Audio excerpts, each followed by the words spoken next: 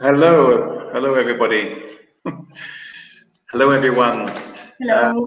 Welcome back. If you, I think it's just 1 minute early, but anyway, people will join in.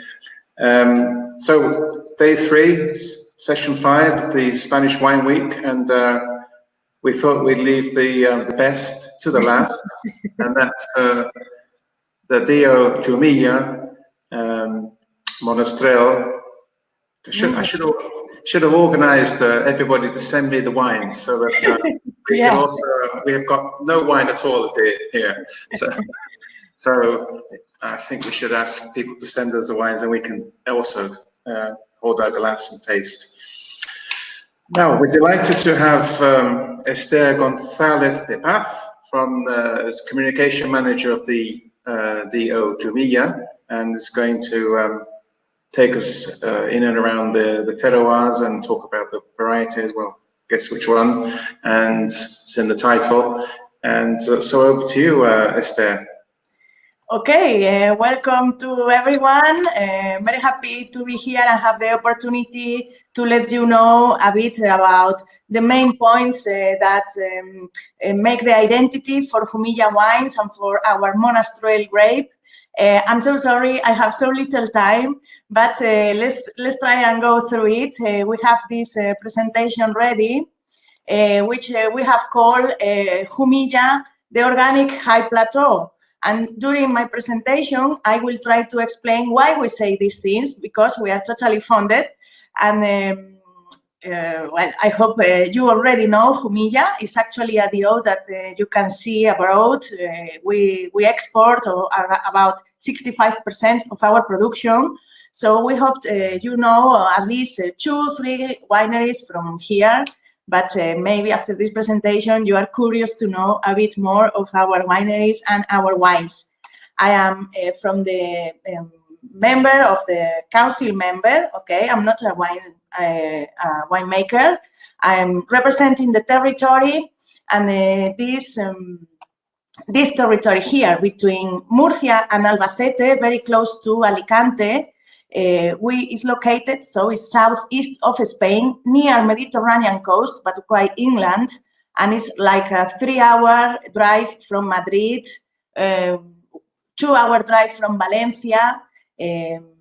So this area is a high plateau or a high plain composed with 7 towns: Jumilla in Murcia and Ellín, Ontur, Tobarra, Albatana, Fuente Álamo, and Montealegre del Castillo in Albacete. Albacete is another community from Murcia. We are probably the highest DO in Spain. Our vineyards start in 600 meters, and even though we have the Mediterranean influence, we have marked continental characteristics in our wines, helping us with acidity. Our soils and climate, you will see along, are special, arid and dry. You see there's a typical vineyard for Monastrell here. You see in the back, you see the castle. Jumilla Castle dates from the Arab times. Okay, the city of Jumilla, the town of Jumilla, was founded by the Arabs, and the name comes from a wise man that was said in the century 12 that it was the Al-Jumillan for the Jumillan, no? So that's the name of Jumilla. Also, the Arabs were in this area cultivating the grapes already, not necessarily to make wine, but to eat the grapes. And they already put on some very innovative systems for irrigation. Okay, so we are coming from the Mancha Plateau. Just when you come from this plateau, the first mountains you see are Tobarra Mountains, and then there's a big mountain barrier that surrounds the whole of the DO. Of course, to have interesting wines, we need mountain barriers, and we need this, I think this climate collapse of Mediterranean and continental makes already the magic here, okay? We have, of course, more magic, but we start with this is an area, as I told you, from the Arab times, and we have empiric proof to find some rest of grape seeds that date from 3,000 years BC, meaning we can totally argue that there was vine cultivation in the area for 5,000 years ago, okay? After, in the 80s came the Phylloxera, and Phylloxera devastated mostly all vineyards in Europe. However, Phylloxera didn't enter in Jumilla lands. This is because, what I'm going to tell you now, our terroirs are special to avoid the disease in the plant. First, we have the mountain barriers. Then we have quite a dry climate with a very few rain and lots of sunshine. But also we have the soils adapted to have a comfortable plant with these extreme conditions. And overall, we have our vine, the Monastrell vine. Monastrell, which is the French word is mordevre, is a plant that not only can cope with these conditions, but it thrives in them. So it gets the better of these strong, tough conditions for farming, okay? So here you can see, our bush, they are always planted in bush, and this all has to do with the heat and the low rains, and also, very important here, the cooling morning mists. So the mists cool down the earth and keep the roots fresh, keep the plants fresh to have the well-balanced and round, full-body wines that we make in Jumilla with good equilibrated, with good balance and freshness, good freshness in the palate. Okay. So as I said, we have lots of sun, 3,000 hours of sunshine a year. We have little rain, less than 12 inches a year. We have the cooling mist, and we have a strong diurnal temperature variation, being the maximum in summer up to 49 Celsius, which is 105 Fahrenheit, and lows in winter up to -10, 14 Fahrenheit. So this big change in temperature, we all know, it makes good for vine and for the best grapes. Also very important, we have strong winds, and this was probably the most important factor for Phylloxera did not enter in this region. That meant our wine, of course, got very famous at that time because we were sending wine to France, to all regions in Spain, because they were out of wine. So we even have the train rails from the cellars to France. They were taking the grapes and the wine, of course. Nowadays, this is changed, and we focus in making our quality wines, mostly based in this grape, Monastrell, that is so good for our area. We couldn't do probably as good wines with other grape. So you have an idea here of how the soils are, we were speaking here about the soils. They are mostly limestone soils, which help, again, to get all this freshness in the roots. Also, you see our bushes are separated, which means a lot of handwork. And here, you see, this is a typical bush from Jumilla with three brazos, and the limestone is not only in the surface. There are also layers of limestone behind, which keeps the plant cool even when we have the strongest heat outside. Okay, this is very important for our identity and our wines as well. What else we have here? You can see totally the limestone soils. And also you can notice the altitude of the region with the high mountains. You see? So you see the plants are green. How can they be so green with these extreme conditions? Because what I'm telling you about the morning mists that keep the plant cool. Okay. So this is a quite fairly big DO. It's around 19,000 hectares. And the traditional bush is our landscape, okay? Very, very important. Here, the hectares are measured in another way to all other DOs in the world. We are speaking that Jumilla has probably the lowest yields in the world, and this is definitely because of the strong weather conditions and the dry farming. Okay, our farmers knew how to take care of these vines for many, many years with no irrigation at all. We also keep a lot of vines from pre-Phyloxeric times.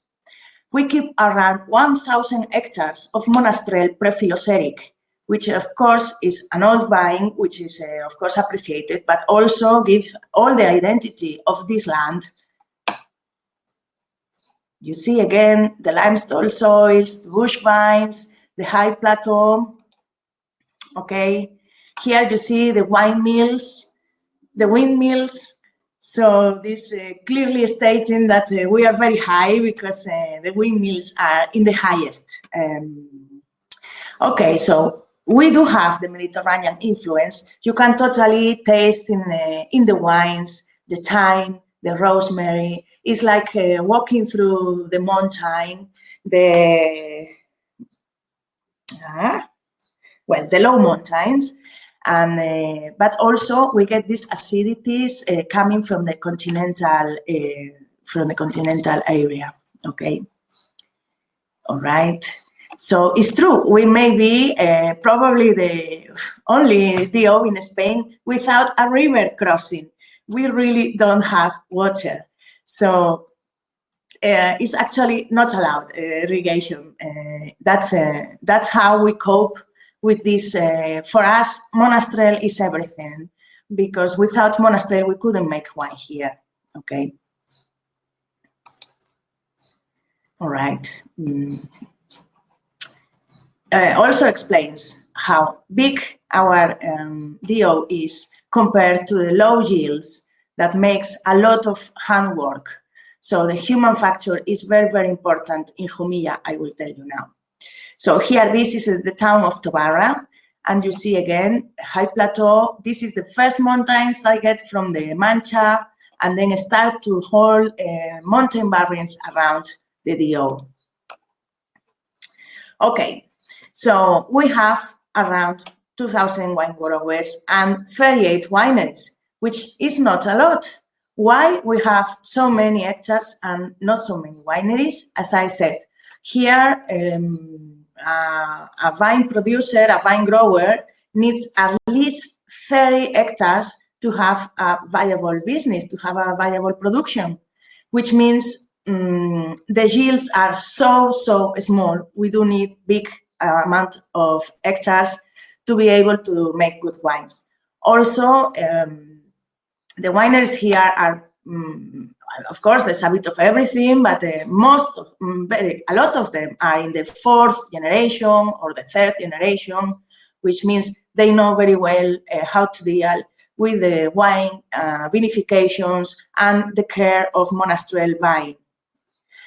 Also, because of all this know-how, they also take the risk to try different things and innovate in elaborations, vinifications. So we are already seeing in our cellars vinification with concrete, with amphora, and of course, I didn't say yet, but we are around 99% of our vineyards are organic, certified organic, and all our cellars have organic production. This is very, very important place in Spain for organic production. And we don't nothing to be organic. we have been always organic because you don't need to put any treatment in our vineyards to have healthy vineyards. The diseases of the vine just don't stay in Jumilla. We are lucky about that. Okay, so this is our growth strategy and wine tourism. We think this is a very interesting area for people to come and invest here because we have the know-how, we have the structure, and we have the best wine to do different things as well. No? Not only 100% Monastrell wines, but also good blendings. Okay. So here you see we still do most by hand because of the bush distribution in the vineyard. Monastrell really needs to be in bush. Otherwise, couldn't get the cool and the wet from the soils. Okay. You see the labor is made by hand, and you cannot get on your knees to do this. You have to do it this way, this position the guy is doing. Don't ask me why, but you really cannot get on your knees to harvest, okay? As you see, for example, the vinification in the amphora as well. And just the last minute to speak about Monastrell, which is Jumilla. In fact, we don't have 75% of our production of Monastrell randomly, definitely is our grape, is what we have to do. And is what we can work with. Gives a good aging potential and gives wine with full body, color, good balance, good acidity, fresh and fine wines that are delicious and full of nuances and actually very appreciated worldwide. Okay, not only we have red wine, we also have other varieties that people. Exactly as I said, because of the innovation, we're not afraid to try, we're not afraid to plant some Merlot, some Petit Verdot in the area. In fact, we're very happy about, for example, the Shiraz here. We say we have a Jumillian Shiraz because it was really well adapted to this area and makes wonderful blends for Monastrell and also 100% Shiraz. Also, we do have some white varieties. Of course, the percentages are not very important, but it means also all our cellars have white wines. Verdejo, for example, we have Mediterranean Verdejo, and then different elaborations with Chardonnay, with Sauvignon Blanc. For example, this vineyard is Macabeo. You see again in the back the big mountains we have. And as I said, we have everything in Jumilla. Our cellars are ready to cope with the best entry-level wines to the best top-level wines. And that is part of our appeal for people to work with us. We are professional people, we know what to do, and we have capacity to supply to the markets. I would like to stop in the rosé part because I am trying amazing rosé wines. You should definitely try. In fact, no chance. We won the Bacchus this year, 2020. The best rosé of the whole of the awards was from Jumilla DOP, and they are crisp and really, really sexy rosé wines. Also, we have an enologic treasure, our sweet wines made with ripe grapes, not raisins. So they are amazing, sweet, red Monastrell 100% wines. They are really amazing because it's something you don't expect. They are just like a red wine, but sweet, no sugar added, but they keep acidity and they keep a lot of fruit. So it's a different sweet wine that what you may imagine. Very worth trying, okay? And then just my last words about the wineries. The cellars here are, as I said, professional cellars. They dedicate to this. It's not a hobby. It's a full life decision. We have teams in the cellars, communication, export, wine tourism that you can go and see, and very competitive, very ready, well-developed wineries, and great future potential. Okay. So if you, of course, you are invited to our region. As everywhere in Spain, we have a great gastronomy, amazing places to walk in the landscape, prehistoric sites. We have here, there is the past of all civilizations around history, from prehistory to modern times. And of course, very good fiestas. In August, we have the Harvest Fiesta, but also very famous in Jumilla is the Easter, the Holy Week. Very, very famous, okay? So I look forward to see you around. You can contact me anytime. I am working in the Council for Communications and Promotion. So I am here to help anyone who wants to come here and know something else or get any help about our region. So Anthony asked me to leave a few minutes for questions. I don't know if I've been too quick. I'm sure I'm letting out many things I wanted to tell you, but is it okay, Anthony? Is clear? Perfect timing. Okay. So if anyone has a question, please post them on the chat on the right. William is obviously hooked on visiting the region. He's asking, from where do Jumilla, so I'm saying Jumilla, Yes. Jumilla wine tours. Jumilla, but someone from Philadelphia said, no, you should say Jumilla, because that's the name of Jumilla. So now I try to say Jumilla, even though, of course, it's Jumilla. Yeah. Anyway, yes, William. Good question. Definitely, you can start from Valencia. We have a good international airport in Alicante. Alicante is a 40-minute drive from Jumilla. So I would recommend Alicante, but also Madrid. You just get a train from Madrid to Egin. It's 2.5-hour train. And Egin is already DO. So Madrid, Alicante, Valencia, it's good ideas for a starting point. Okay, I leave you here. My contact is, it's not easy one, is prensa, which means press in Spain, vinosdejumilla.org. All right. You also have information in our webpage, vinosdejumilla.org, about our sellers, and we are in the social network as well, in the Facebook and all this. Yeah. Madrid is the best because you have this train. You just go to Atocha and get this train down to Egin, and it's just really close.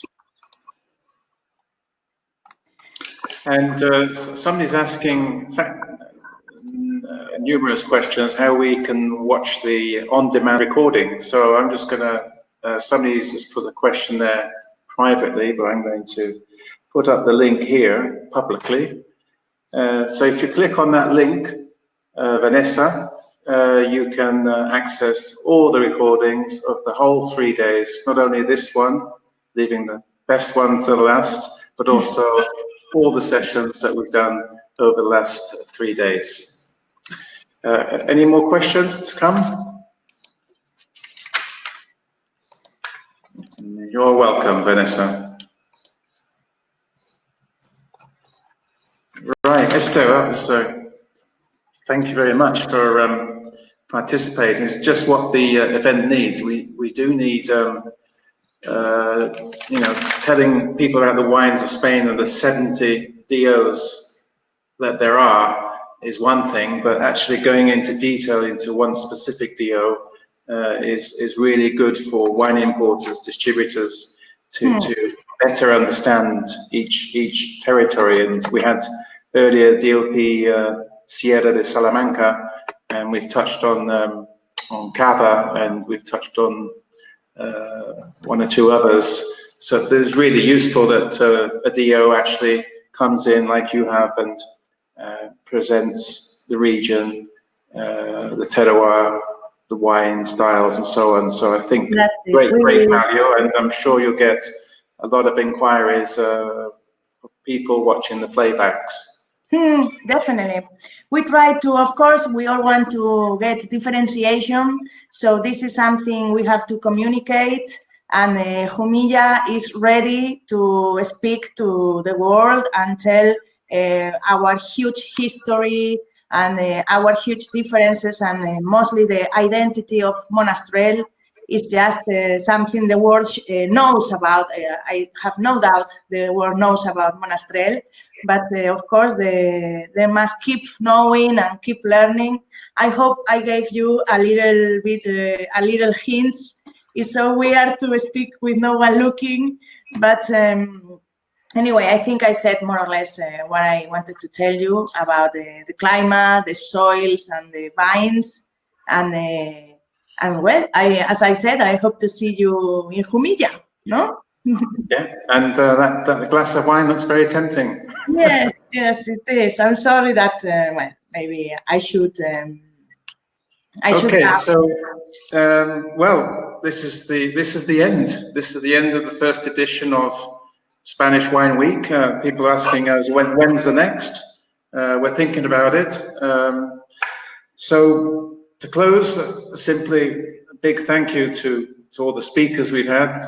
Master of Wine Fernando Mora, Clara Antuñez, wines talking about the wines of Spain, and this morning we had Danielle, winemaker, on natural wines, and we've looked at e-commerce. So it's, I think for somebody in the trade, it's been very useful. You tell us if it hasn't or has. So a big thank you to the speakers. A big thank you to all the wine producers that participated in the live interviews. That's very important to make commercial contacts, and more so now when we can't travel. So that's a good big value, I think, for all the attendees, whether they're watching now live or they're watching the playback. A big thank you to the sponsors for backing us with this new initiative, I believe first online event of its kind. And thank you, the wine importer. Thank you, the wine distributor. Thank you, the wine retailer. Thank you, the wine agent. Thank you, a journalist who may write about us. Thank you for tuning in. All our very best, and we hope you found Spanish Wine Week useful for you and your business. So thank you again, Esther, and thank you all. We hope to see you all very soon. Ciao. Bye-bye.